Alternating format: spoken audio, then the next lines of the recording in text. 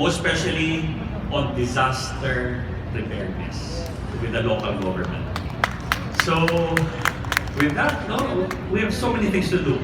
In behalf of, pasensya na po, Secretary Anyo cannot come today because there is a regional peace and order council meeting with the whole Mindanao local governments in Zamboanga City right now. So he's sending his apologies for not having to come in your momentous event. But let me just read and tell you what he wants to say for today's event. Please let me extend to you my sincerest thanks for inviting me here to celebrate with you the remarkable growth and transformation of our country's #1 humanitarian organization, the Philippine National Red Cross. I deeply believe that the success of the Philippine Red Cross is commitment of the staff and the volunteers to its noble cause to save lives. The event is a momentous occasion for us to recognize the crucial role of humanitarians and volunteers from the Philippine Red Cross and those of our partner agencies in government and private sector upang masiguro ang ating mga kababayan ay hindi naiiwan sa panahon ng sakuna. The Philippine Red Cross and the Department of Interior and Local Government have been strong allies in promoting good values and social leadership. For years, our partnership has worked together to further strengthen disaster preparedness and response in our country. Speaking of which, may tinuturo ngayon ang National Disaster Council yung Incidental Command System, which is a very new topic which we would want to teach in the local government. And I hope the Philippine National Red Cross will play an active role in being a permanent member of that ICS team. So with that, let's move on. No, let's move on to that.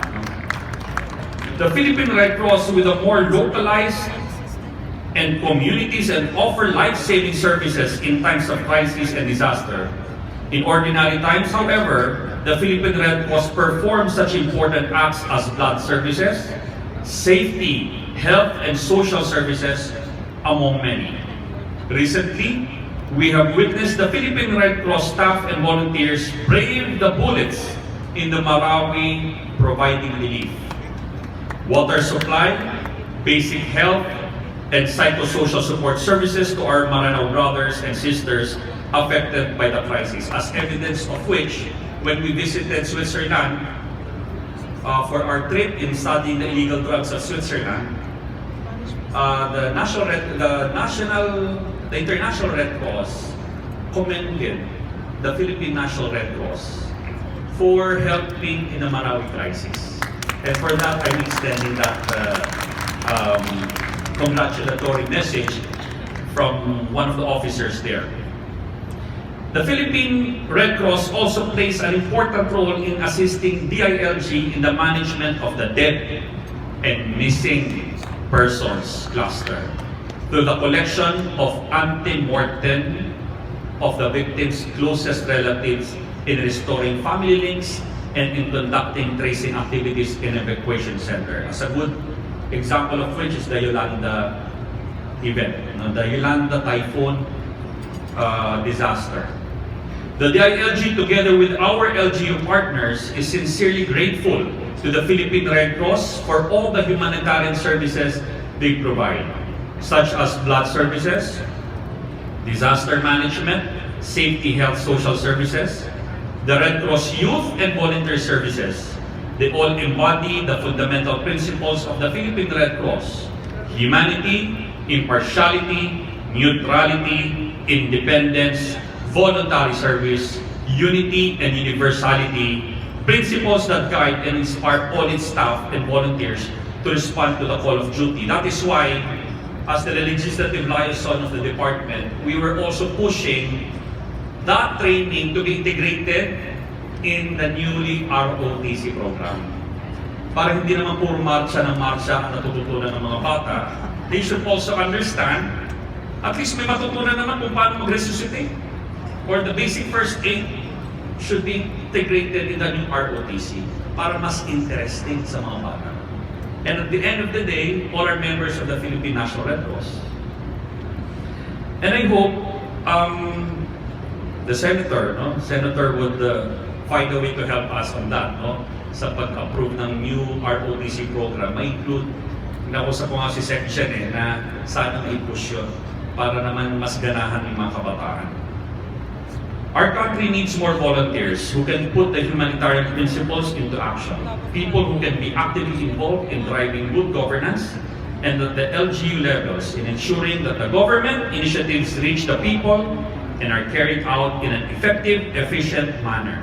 On March 23, 2018, the DILG issued Memorandum Circular number 2018-40 calling all local executives to support the Philippine Red Cross National Membership and Fund Drive Program by encouraging local government employees, students, members of community, and CSO partners to become Red Cross members and avail of its membership benefits. Ayan po Congressman Mercado. Nasa si Congressman Mercado na Southern Leyte.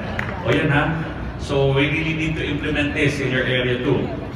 To the Red Cross volunteers, what you do is truly admirable. You are indeed the lifeline of the Filipino people.